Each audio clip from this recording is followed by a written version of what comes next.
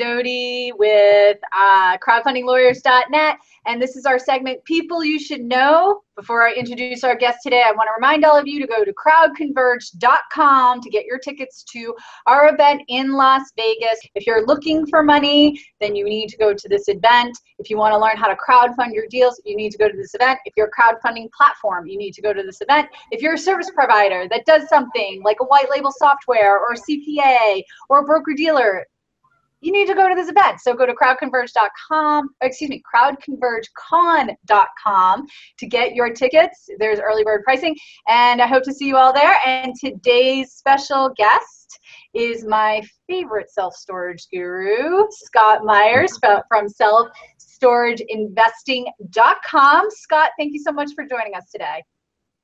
My pleasure, Jillian. How are you? I'm doing fantastic.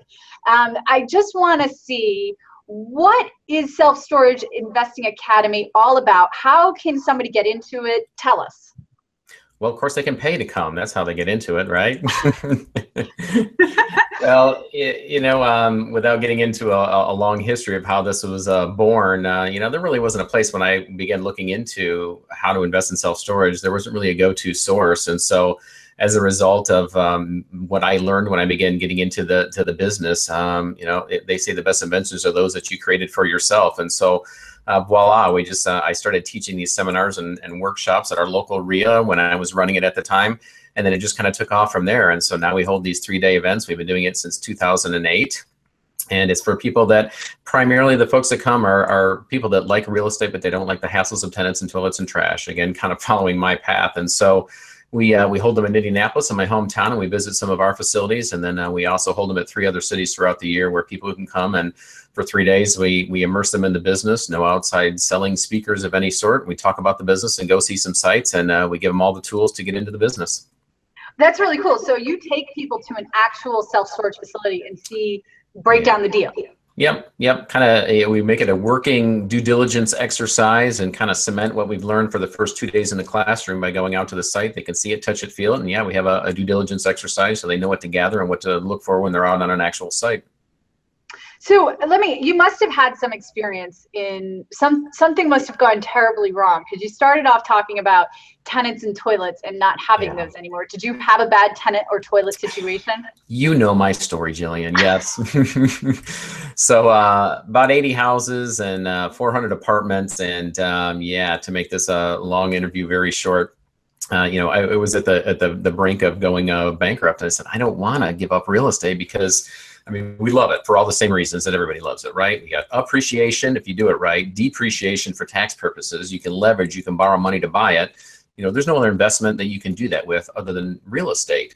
And I didn't want to get out, and I didn't want to have to go work for somebody else again. And so, it led me to self-storage because it has all the benefits of real estate without all the hassles of the tenants and toilets and trash. When people don't pay us, we put a lock on their unit and we sell their stuff off and we get paid back. It's a beautiful business model within real estate. And if there's anybody out there that has a better one, I'd be all ears and I'd be first in line, but I haven't found one yet.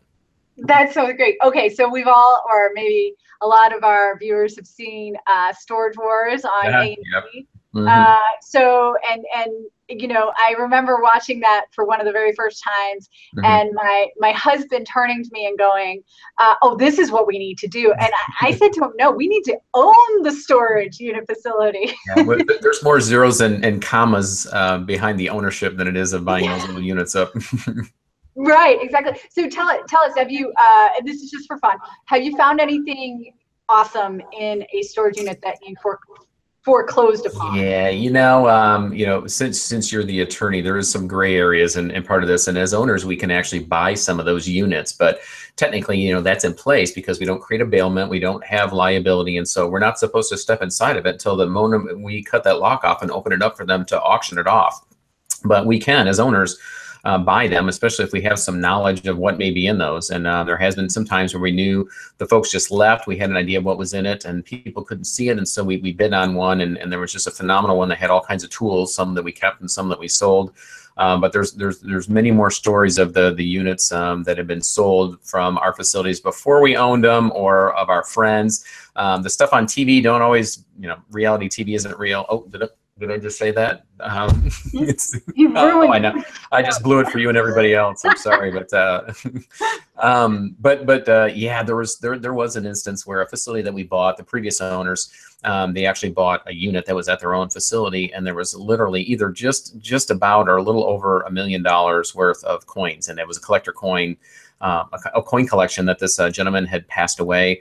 They could not find him or his heirs, and so they went through the auction process. They bought it, and yeah, it ended up being almost about $1 million worth of coins in this thing. So, oh my God. Yeah, but that is not the reason to get into the business. We can make millions at it, that's for sure. But if you're getting into it thinking you can profit from those units, that's just not the case. It's just the benefit of the business model is that we do get paid when somebody doesn't pay us.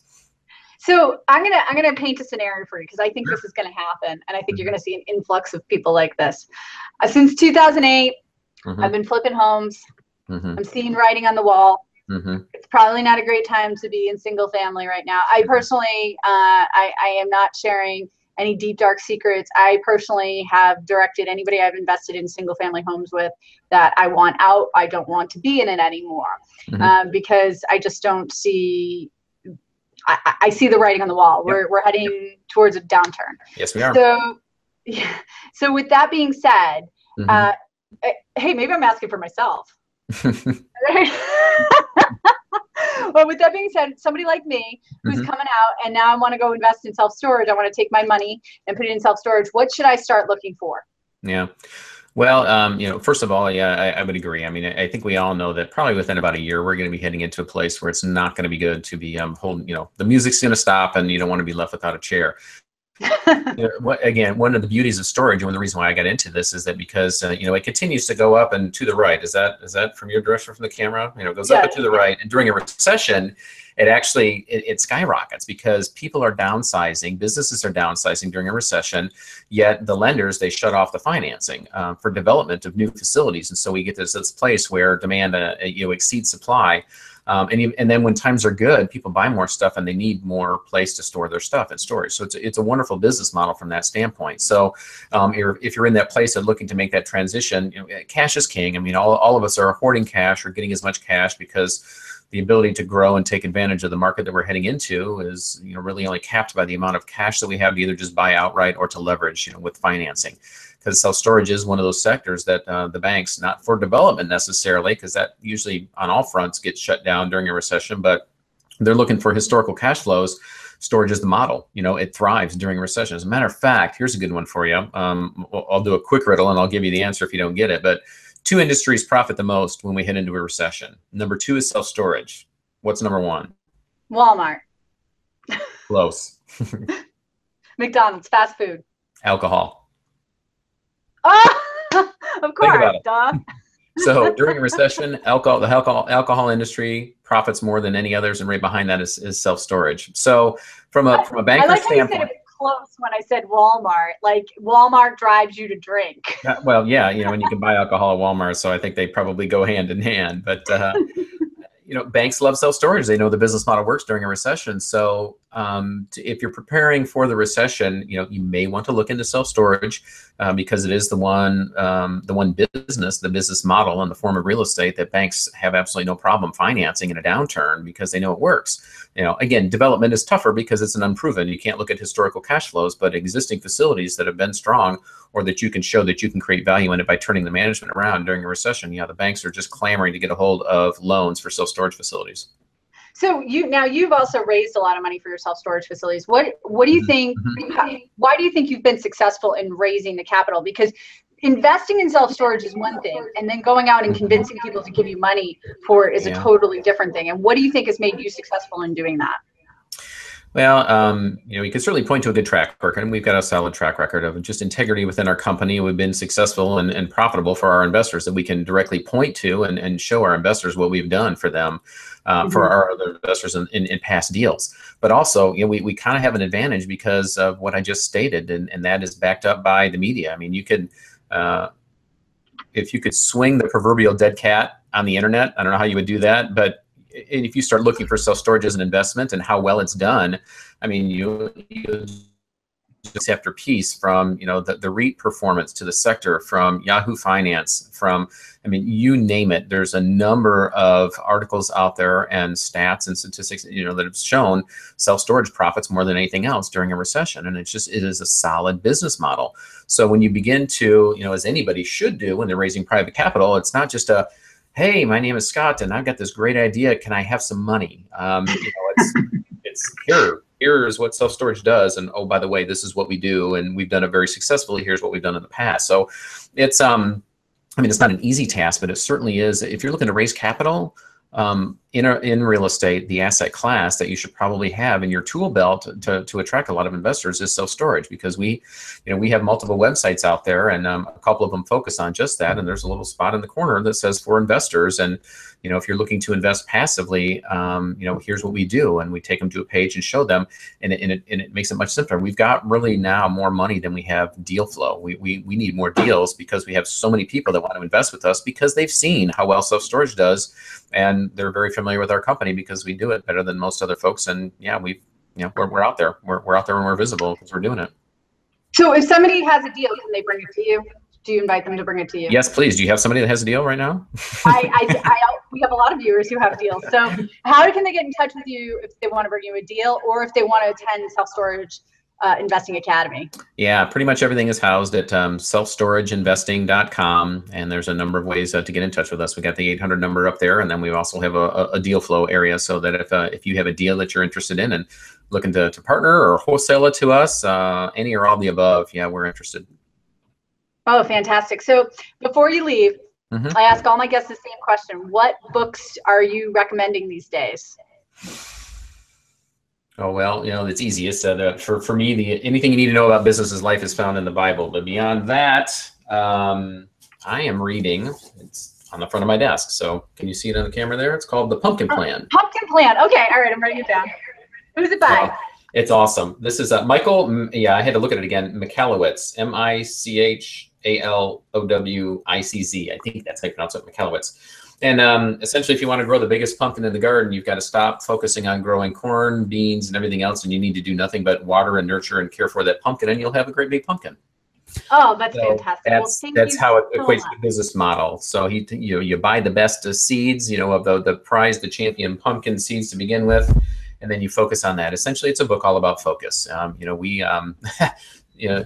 ADD, you know, part of that club, and so it's a good book for me to read to understand, because I am an entrepreneur, just like most of the other folks out here on this call. I would imagine we're all type A, and we all like and see opportunities that we want to go and take advantage of. And you know, at the end of the day, that's not, you know, we can't get scattered and get that shiny objectitis. It's all about focusing. And so, and I know that, and I teach that to my people when they come to our academies and the people that we mentor and coach. But this is good for me to get back and learn yet again how to strip even more away to get back to the core. Well, I think that's such great advice, because I'll tell you right now, as a lawyer, you know, we specialize in one thing and one thing only, and that is, you know, syndicating your business, raising capital for your business. That's all we do. If somebody comes to me and says, hey, can you do this real estate closing for me? The answer is no. Can you do my personal injury case? The answer is no. Can you help me with this problem I have at work? The answer is no. I don't do those things. We focus on one thing.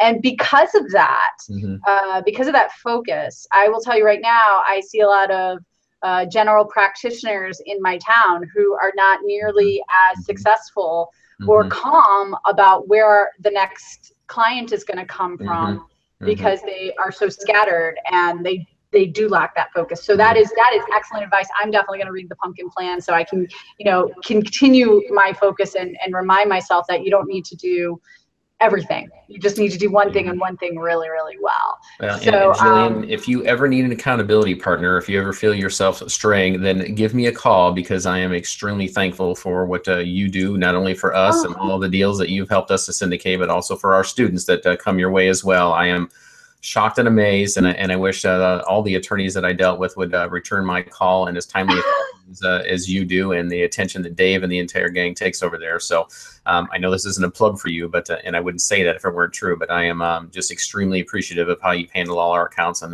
those for our students as well. It's just been, it makes it our life easy. Gosh, thank you so much.